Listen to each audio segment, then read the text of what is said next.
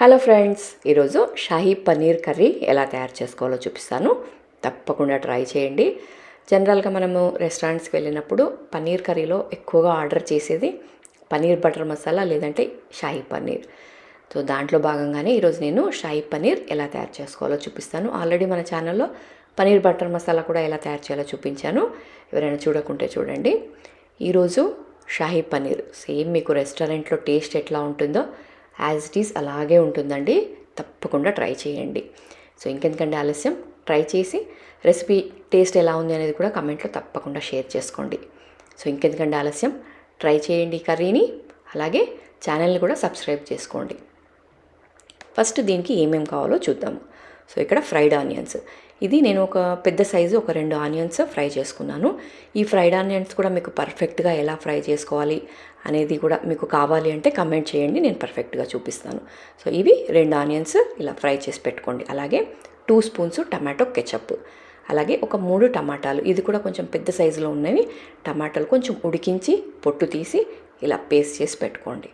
అలాగే కాజు, తర్బూజా గింజలు ఉంటాయి కదా, ఈ రెండింటిని ఒక 10 నిమిషాలు వేడి నీళ్ళలో నానబెట్టి గ్రైండ్ చేసి పేస్ట్ లాగా చేసుకోండి. కొంచెం వాటర్ వేసి, అదే నానబెట్టిన వాటరే కొంచెం వేసుకొని పేస్ట్ చేసి ఇలా పక్కన పెట్టుకోండి. అలాగే మనకు పచ్చిమిర్చి, అల్లము, వెల్లిపాయ ఈ 3 వేసి కొన్ని వాటర్ వేసి ఇలా పేస్ట్ చేసుకోండి. అలాగే ఒక 2 స్పూన్ల కోవా, ఇది ప్లెయిన్ కోవా దొరుకుతుంది కదా మనకి, అది ఒక 2 స్పూన్లు. ఇవన్నీ వేస్తేనే మనకి బయటి రుచి అనేది వస్తుంది కాబట్టి ఇవన్నీ కొంచెం ఇంగ్రీడియంట్స్ కొంచెం ఎక్కువగానే ఉన్నా ఇవన్నీ వేసుకోవడానికి ట్రై చేయండి. అలాగే ఒక 2-3 స్పూన్ల క్రీము, ఇవన్నీ వేసుకుంటే పర్ఫెక్ట్గా మీకు అదే టేస్ట్ వస్తుంది. సో ఇక నెక్స్ట్ కర్రీ ఎలా తయారు చేయాలో చూసేద్దాం. సో చూసారు కదా, ఇక్కడ కడాయి పెట్టుకొని ఆయిల్ వేసుకోండి. ఆయిల్ కొంచెం ఎక్కువ వేసుకోండి. ఆయిల్ వేసుకొని కొంచెం ఒక స్పూను జీలకర్ర వేసి ఫస్ట్ మనము పచ్చిమిర్చి, అలాగే అల్లం ఎల్లిపాయ పేస్ట్ ఉంది కదా, అది వేసుకొని ఒక్క నిమిషం ఇట్లా ఫ్రై చేసుకోండి. మనకి కొంచెం ఆయిల్ పైకి తేలేంత వరకు, అది పచ్చివాసన పోయే వరకు ఫ్రై చేసుకొని ఇందులో కొంచెం పసుపు వేసుకొని ఒక్క నిమిషం పాటు ఫ్రై చేసుకుందాము. అలాగే ఒక నిమిషం ఫ్రై అయ్యాక మన టమాటా పేస్ట్ ఉంది కదా, సో ఇక్కడ మీకు చెప్పినట్టే ఒక 3 టమాటాలు తీసుకున్నాను. ఇవి కొంచెం పెద్ద సైజులో ఉన్నాయి కాబట్టి 3 తీసుకున్నాను. మీకు చిన్న సైజులో ఉంటే 4 తీసుకొని, సో అవి మంచిగా ఉడికించి పొట్టు తీసేసి ఇలా పేస్ట్ చేసుకోండి. ఇది వేసి మీకు తగినంత కారము, ఉప్పు, మీ టేస్ట్కి అకార్డింగ్ మీరు ఉప్పు కారము వేసుకోండి. కొంచెం కారం ఎక్కువ ఇష్టపడే వాళ్ళు ఎక్కువ వేసుకోవడం అలా చేసుకోండి. ఉప్పు కారం వేసి కలిపేసుకొని కొంచెం నూనె పైకి వచ్చేంత వరకు ఉడికించుకుందాం. మూత పెట్టకుండా ఉడికించుకోండి, తొందరగా ఉడికిపోతుంది. సో చూసారు కదా, ఇట్లా కొంచెం ఆయిల్ పైకి తేలేంత వరకు ఉడికించుకున్న తర్వాత ఇప్పుడు దీంట్లో మనము కాజు, మన కర్బూజా పేస్ట్ ఉంది కదా, అవి వేసుకోండి.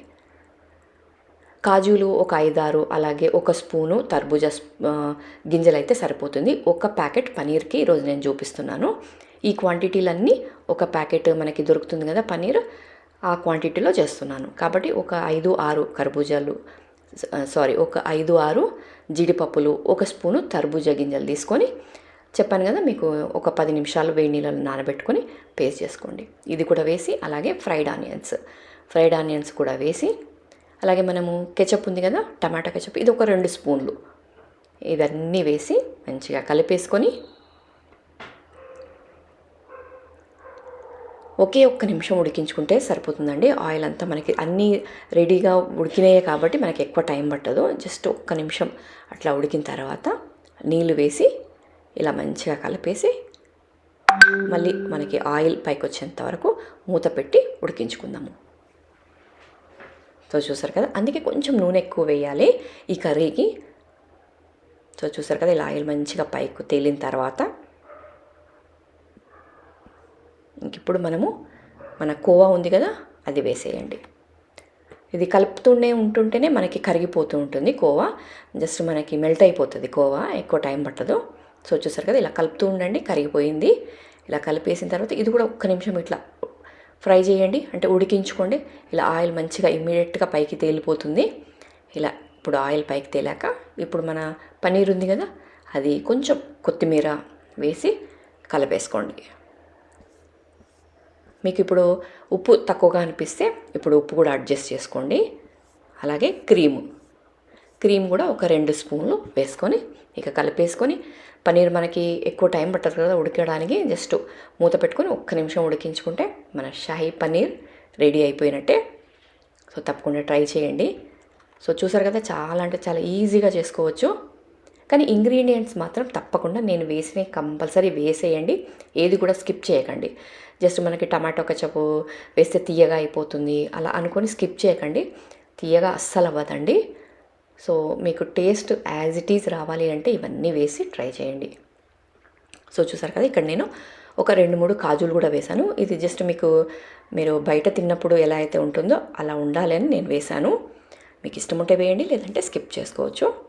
సో ఇంకొంచెం కొత్తిమీర వేసి ఇంకా గార్నిష్ చేయండి, అంటే మీరు సర్వ్ చేయండి. టేస్ట్ యాజ్ ఇట్ ఈజ్ ఉంటుంది, తప్పకుండా ట్రై చేయండి. ఎక్కువగా దీన్ని పరోటాకి లేదంటే నాన్లోకి ఇలా సర్వ్ చేసుకోండి, చాలా అంటే చాలా బాగుంటుంది. సో ఇంకెందుకంటే ఆలస్యం, ట్రై చేయండి. అలాగే ఛానల్ని సబ్స్క్రైబ్ చేసుకోండి. ఇలాంటి మంచి రెసిపీస్ మిస్ కావద్దు అంటే మరి ఛానల్ని సబ్స్క్రైబ్ చేసుకోవాలి కదా. ఛానల్ సబ్స్క్రైబ్ చేసుకొని రెగ్యులర్గా చూస్తూ ఉండండి. ఇలాంటి మంచి మంచి రెసిపీస్ రెగ్యులర్గా వస్తూ ఉంటాయి. సో తప్పకుండా ట్రై చేయండి.